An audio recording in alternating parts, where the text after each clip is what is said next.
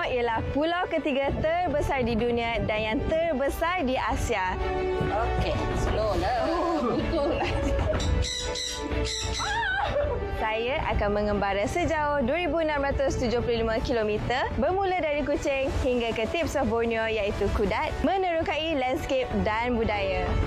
Nombor 2, nombor 3. Putus asa, memang terfikir nak balik. Dan juga kehidupan liar yang cantik dan istimewa. Perambuh pengawak sampai ke hujung Borneo. Bagus. Selain itu, banyak sejarah yang perlu dikongsi bersama dalam misi ke hujung Borneo.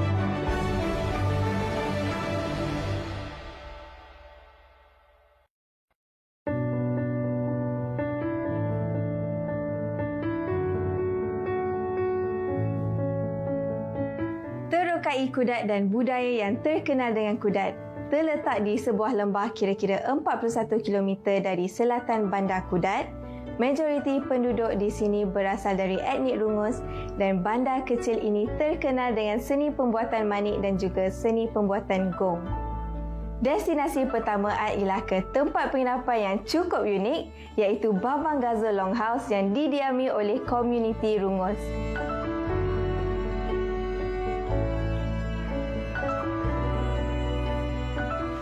Tempat penginapan Ad di Kudat ini memang cukup istimewa. Tempat ini didiami oleh komuniti Rungus iaitu Bawang Gazo Longhouse. Di sini pengunjung boleh melihat gaya hidup komuniti Rungus dan juga boleh merasakan pengalaman yang cukup unik.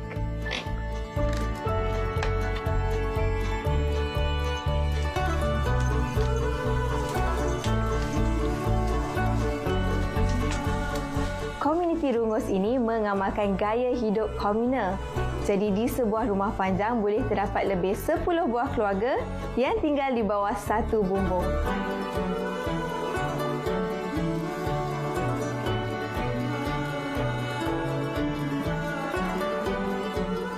Rasa sangat seronok dapat bermalam di rumah panjang ini kerana hampir 90% dilengkapi dengan bahan sumber tempatan seperti daun rumbia dan juga pokok buluh. Walaupun tiada kemudahan seperti kipas, ia sangat selesa dan dingin.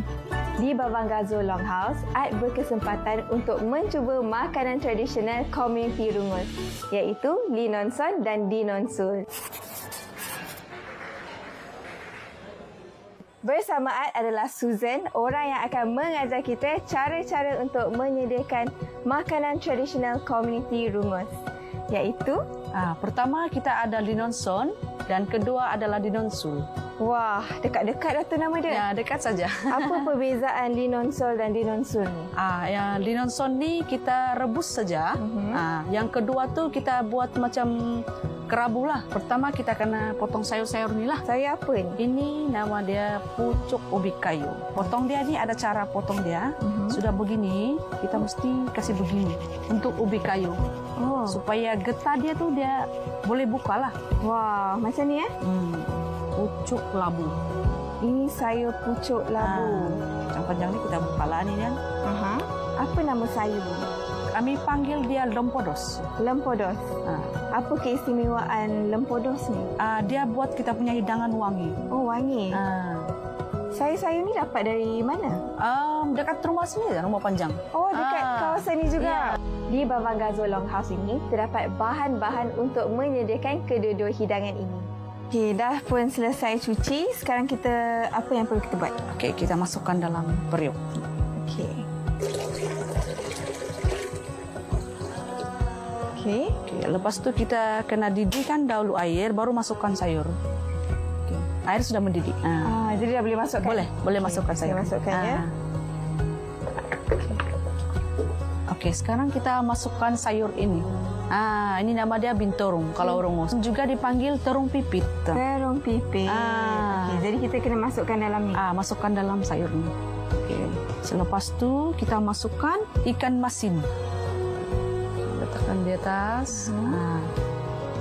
Lepas tu kita masukkan garam. Perasa. Tu kita tunggu dia sehingga masak lah. Sementara kita tunggu dia masak, kita boleh buat yang dinonsul. Oh, boleh? Bahan utama dia adalah timun. Ni timun? Timun kampung. Wah, besarnya timun. Jadi macam mana kita nak buat dinonson? Ini kita kena korek isi dia. Isi dia kan boleh juga. Masukkan daun-daun dia. Sama juga macam tadi? Macam tadi. Sekarang kita masukkan bilis. Oh, bilis. Bilis ni yang sudah digoreng tanpa minyak lah. Masukkan garam, cili padi. Cukup Cukup. Boleh gaul juga. Gaul saja. Pecahkan cili tu. Oh, pecahkan cili ni. Macam ni? Ya. Okey.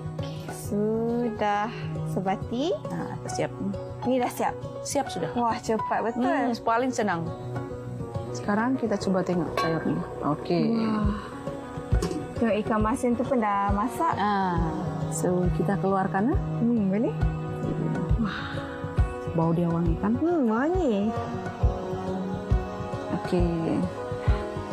Kan masih seekor. Wah, dah siap dapur hidangan kita. Saya nak cuba tapi saya nak Susan cuba sekali dengan saya. Boleh?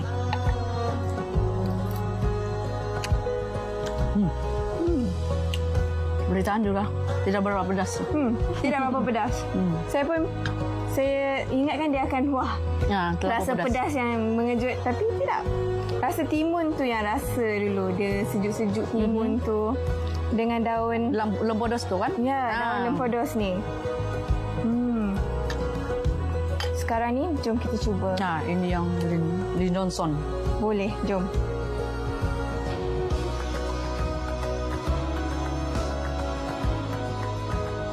Menarik. Tapi sebabkan ada ikan masin ni tadi dan kita ada letak perencah, kita ada letak perasa tadi dan kita letak garam, jadi sayur dia tak terasa terlalu pahit. Hidangan ini adalah hidangan sampingan untuk makanan tengah hari ataupun makanan malam. Dia memang sangat sihat. Jadi bila Ad cuba tu pun boleh rasa keenakan sayur-sayuran dia.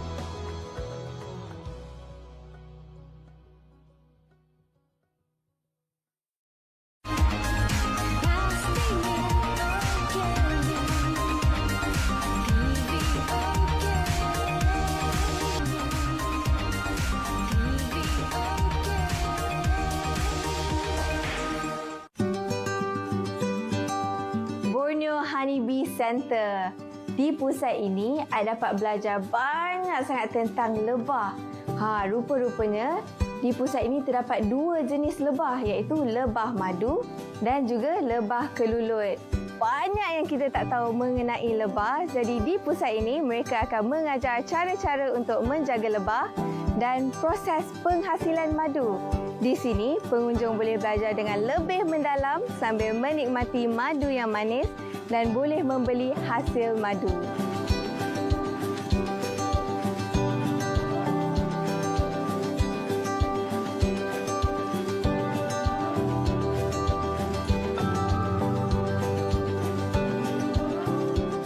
Kalau kita tengok sekarang ni, dia tiada madu sebab sekarang ni bukan musim lebah tu aktif.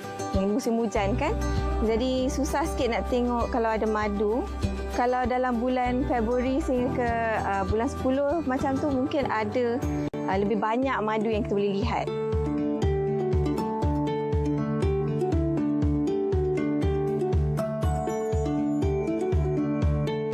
Di sini anda dapat lihat proses mereka menangkap lebah liar menggunakan gelodok yang dibiarkan dalam hutan selama sebulan.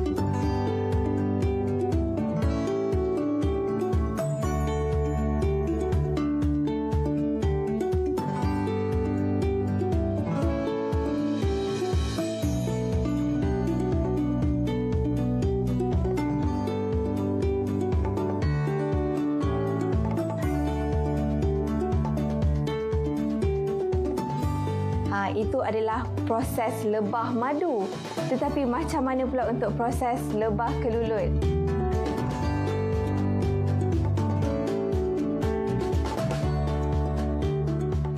Sebelum tu, saya nak ceritakan dulu perbezaan antara lebah madu dan lebah kelulut. Lebah madu ni, dia boleh menyengat. Lebah kelulut pula, dia tidak menyengat dan saiz dia lebih kecil dari lebah madu. Lepas tu nanti tahan bukan ya Pak. Kelulut ini dia pasaran dia apalah di lubang-lubang kayu, lubang-lubang kayu lah. Jadi kalau kita nak ambil sarang dia, kita kena tebang pokok tu. Ya, kita tebang, kita potong lah. Tapi itu ada punya pintu kelulut ini. Kita berada di sana.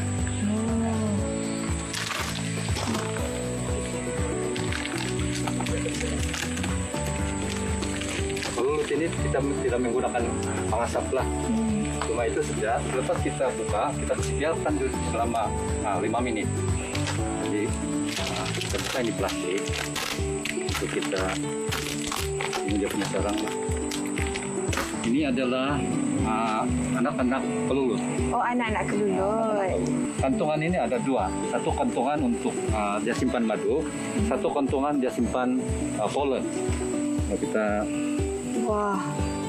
kasih buka ini dia punya kantongan ini, dia madu. Ini adalah kantongan polen. Kalau kita ini kan dia polen. Ini adalah makanan anak-anak kelulut lah. Yang ini adalah jejaring yang diperbuat daripada resin bercampur dengan lilin. Ini jejaring ini lebah kelulut dia gunakan untuk bikin dia punya sarang-sarang yang kena rosak lah. Masa kita mengambil madu ini yang memakan masa yang lama sebab kantongan ini kecil. Di sini memang banyak sangat belajar tentang lebah madu dan lebah kelulut. Jadi sesiapa yang ingin belajar dengan lebih mendalam, bolehlah datang ke Borneo Honeybee Center. Antara pantai tercantik di Sabah adalah Pantai Kalampunan yang terletak di Kudat. Dan tujuan Ad hari ini adalah untuk belajar meluncur air menggunakan papan luncur di Bluefin Surf and Dive. Ad rasa sangat teruja dan tak sabar untuk mencuba pengalaman baru. Di sini, Ad berpeluang untuk belajar cara-cara untuk meluncur ombak.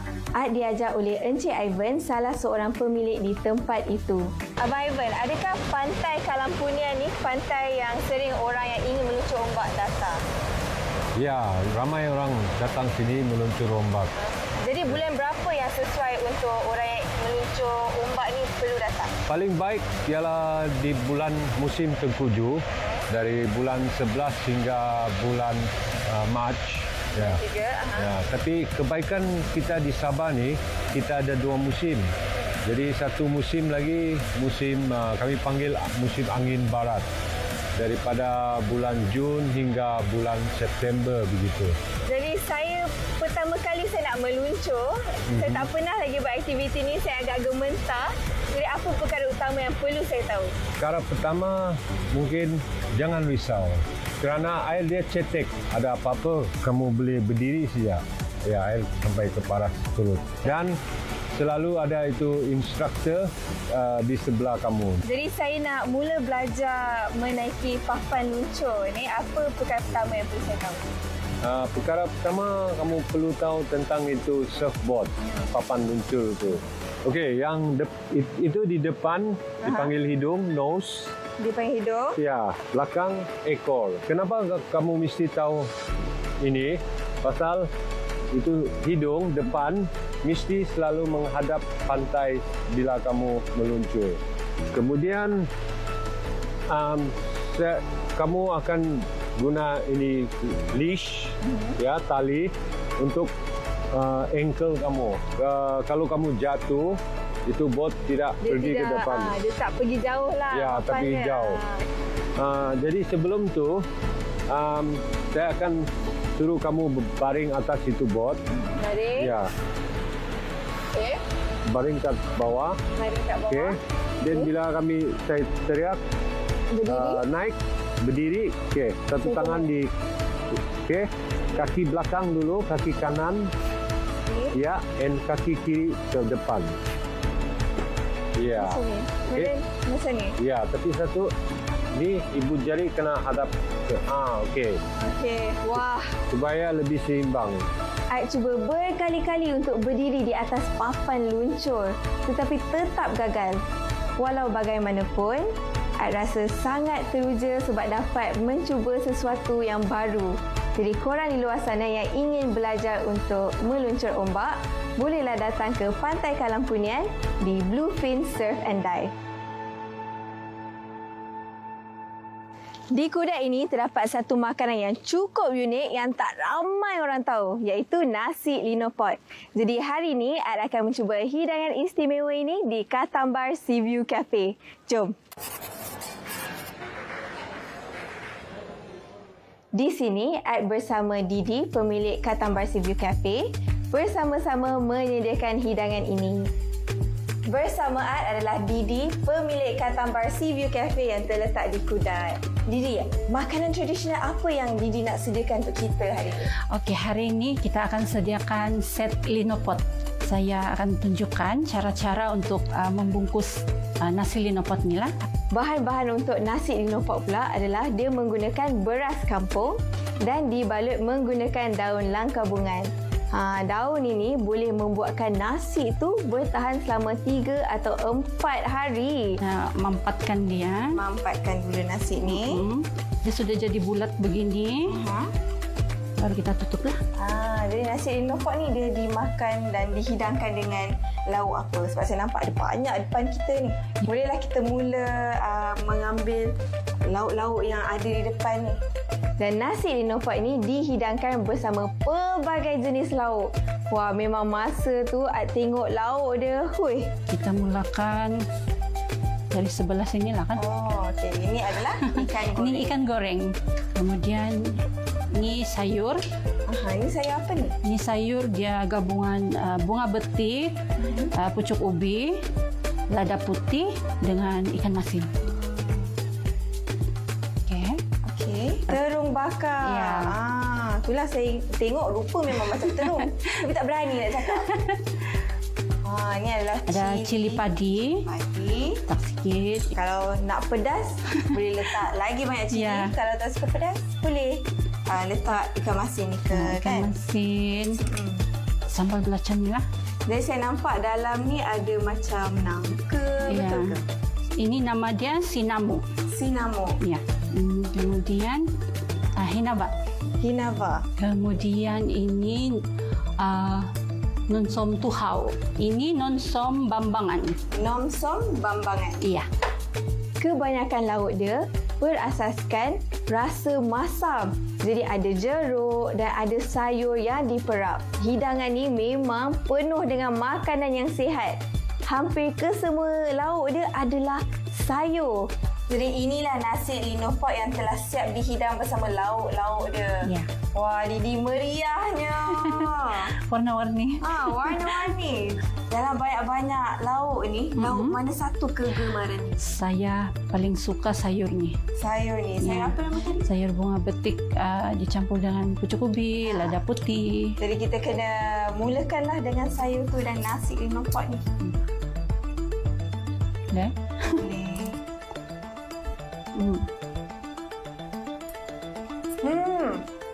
Jadi masa Ad cuba nasi linopot bersama hidangan dia, Ad memang terfikir, wah, ini kalau penggemar sayur yang makan, memang terus menjadi kegemaran ni. Jadi korang di luar sana yang ingin nikmati hidangan ini, bolehlah datang ke Kudat dan rasa sendiri hidangan yang menarik ni.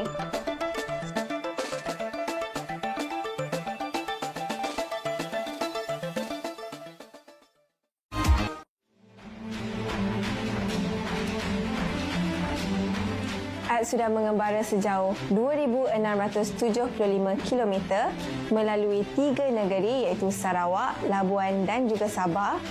Ad tidak sangka Ad akan begitu tersentuh dengan pengembaraan ini. Dan Ad rasa sangat bersyukur dan terharu dengan kisah ataupun cerita yang terdapat di Borneo. Banyak pengalaman yang Ad timba, kisah yang Ad pelajari dan misi ini membawa erti yang sangat besar pada Ad.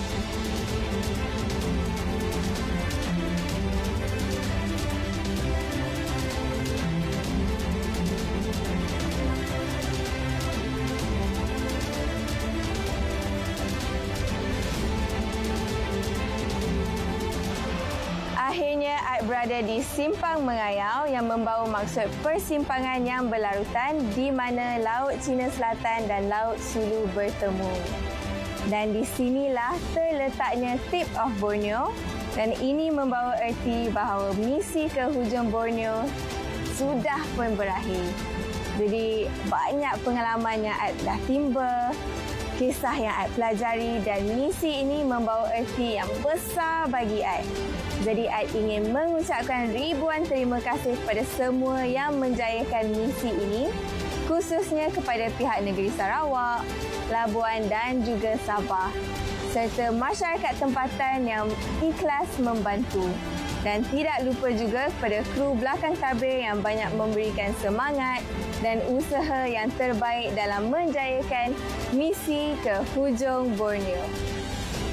Banyak yang Aib pelajari, terutamanya dari segi budaya, kaum, etnik, makanan, tempat-tempat bersejarah dan tempat-tempat yang menarik. Betul lah apa orang kata, jauh perjalanan, luas pemandangan.